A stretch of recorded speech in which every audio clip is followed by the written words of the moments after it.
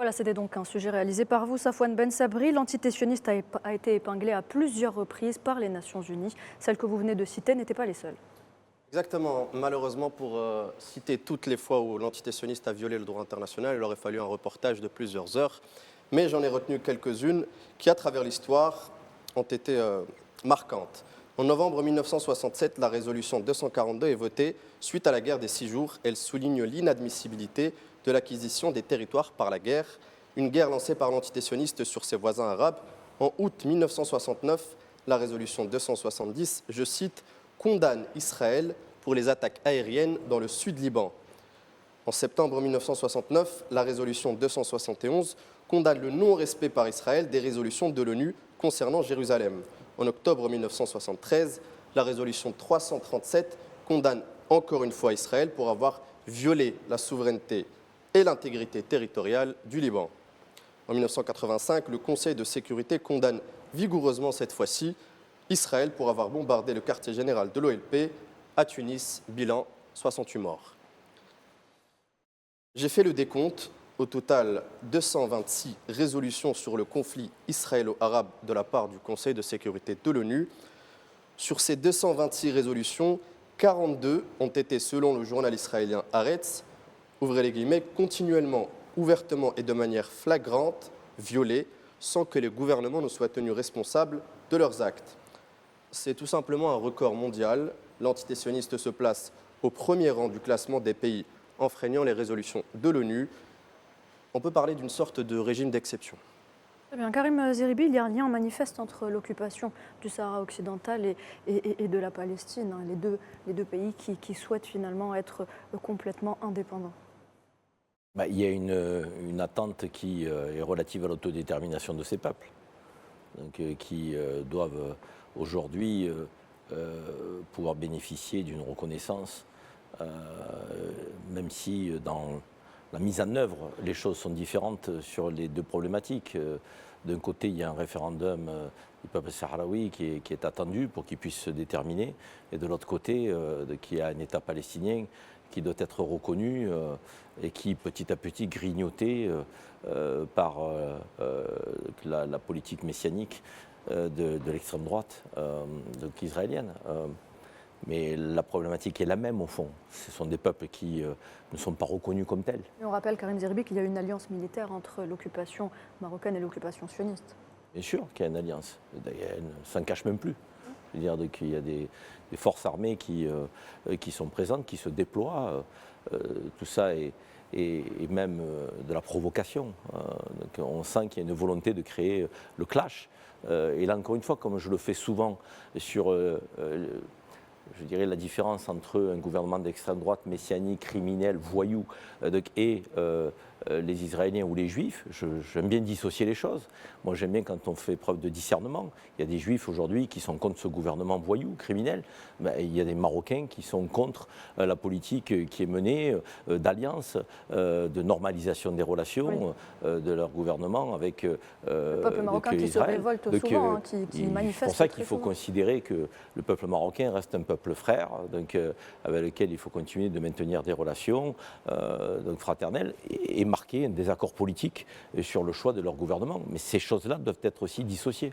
Sinon, on crée une forme d'embrasement entre les peuples qui n'a pas lieu d'être. Parce que les peuples veulent entretenir une relation fraternelle.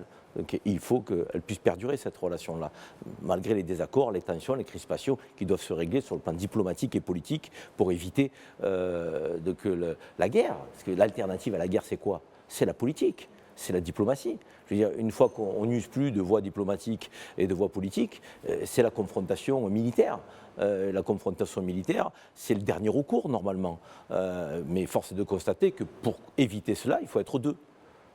Est-ce qu'il ne faut pas imposer le respect du droit international justement comme alternative? Oui, mais le droit international, là, encore une fois, on a vu ce qu'il prévalait, le droit international. Vous voyez bien qu'on statue en matière de droit international aux Nations Unies sur la Palestine. Et qu'est-ce qui se passe derrière? Les bombardements continuent. Donc on a eu des envoyés spéciaux des Nations Unies. Donc je dirais les envoyés spéciaux ont fait des rapports qui indiquaient effectivement le caractère référendaire du Polisario. Et pour autant, on n'a pas eu droit à ce référendum. Il y a toujours je dirais, des forces qui se mettent en travers, des intérêts qui se mettent en travers. Ce territoire, aujourd'hui, il est pourvu. Il est pourvu au détriment de l'autodétermination du peuple sahraoui. On a reçu cette semaine Ronnie Broman, juif, mais un juif pour les causes justes et qui n'arrête pas de militer pour un État palestinien. Et il nous a dit, moi, en tant que juif, j'ai peur parce que je risque ma vie avec la montée de la tension au sein de nos sociétés occidentales. Et il a lâché une phrase, c'était lors d'une émission, il a dit, au fond, le sionisme, la mission du sionisme, c'est de déspiritualiser le judaïsme. Oui, mais Ronnie Broman, effectivement, qui est un intellectuel, un homme engagé, qui prend des risques, qui fait preuve de courage et qui se dit se sentir en danger par la politique qui est menée là-bas, qui traite Netanyahou de criminel. Mais je crois qu'il fait une analyse qui est intrinsèque aussi à ce qu'il est, à ce qu'il ressent au plus profond de lui-même. Donc il est juif, il est légitime pour en parler. Donc sa famille a vécu l'Holocauste et il ne comprend pas que ce peuple qui a vécu l'Holocauste puisse accepter un gouvernement qui reproduise, je dirais, la terreur, le massacre, l'éradication d'un peuple. Des voix comme celle-là, elles existent. Il faut s'appuyer sur elles, il faut les mettre en avant, il faut les mettre en exergue. Sinon, on va entériner la guerre des civilisations que certains je dirais, imaginent, espèrent. Et pour éviter cela, il faut créer des ponts entre les communautés, des ponts entre les religions. Parce que ça n'est nullement une guerre de religion, ce qui se passe en Palestine. C'est une guerre d'occupation, c'est une guerre de colonisation, c'est une guerre d'expropriation, comme elle peut se passer ailleurs.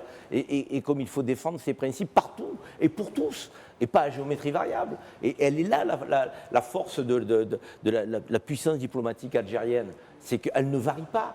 Elle ne regarde pas qui est touché par l'oppression. Elle ne regarde pas qui mérite d'être en situation de s'autodéterminer pour choisir son destin. L'Algérie, elle a des positions qui sont immuables. Et c'est ce qu'on lui reconnaît partout dans le monde.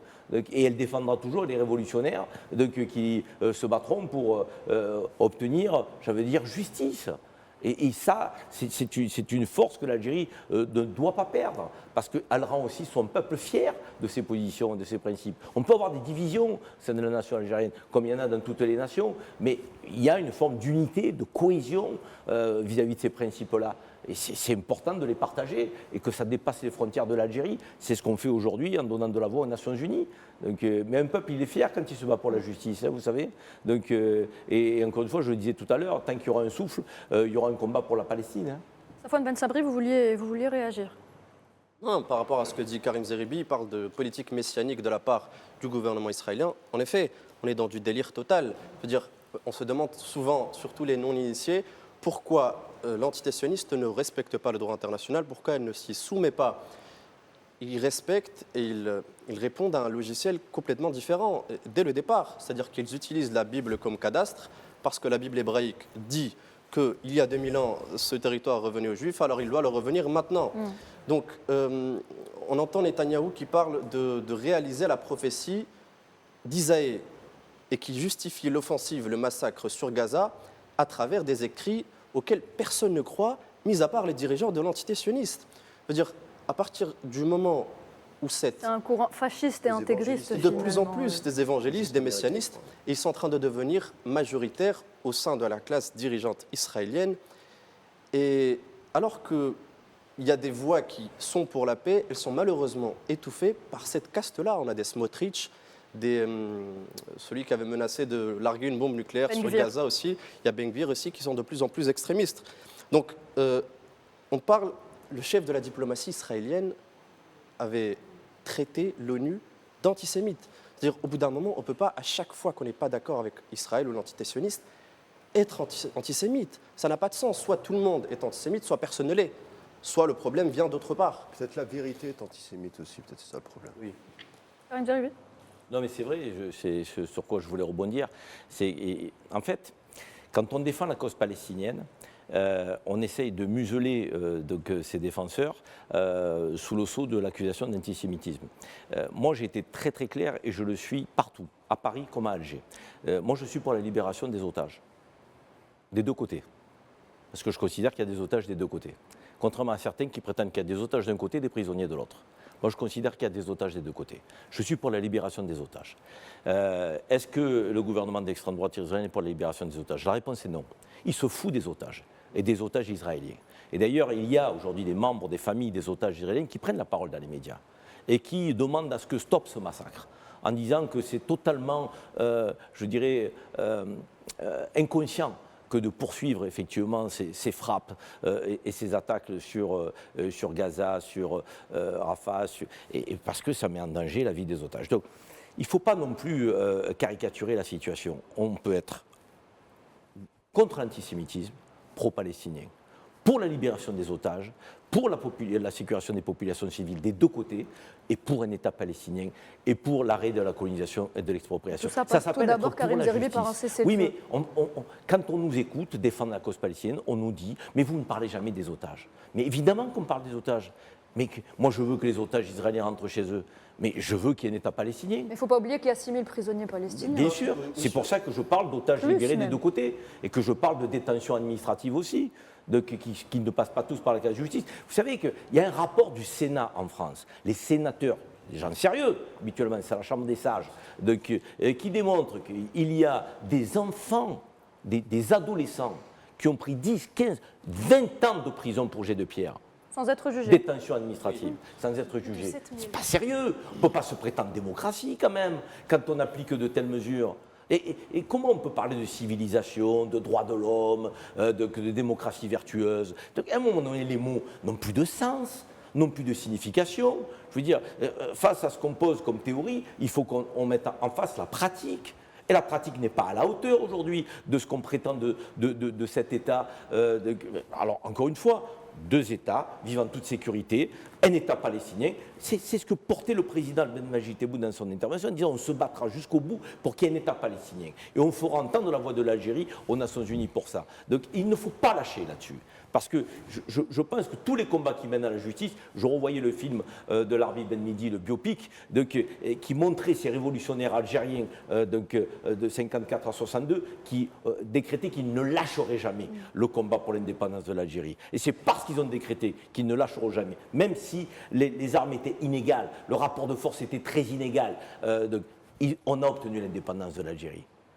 Comme on obtiendra un État palestinien. Très bien. Rabah Slimani, Karim Zeribi évoquait justement le combat des Algériens pour l'indépendance de l'Algérie. On peut faire un petit peu le parallèle avec le combat du peuple sahraoui pour son autodétermination, mais aussi le combat des Palestiniens pour leur indépendance. Exactement. En fait, moi, pendant les 6 ans de fabrication du film, j'ai fait un travail d'immersion. Donc, j'ai passé beaucoup de temps jusqu'à apprendre la langue hassani. Et j'ai côtoyé les Sahraouis dans leur lutte et dans leur combat. Et moi, mon constat, en fait, la Palestine et le Sahara occidental, c'est les deux dernières colonies au monde.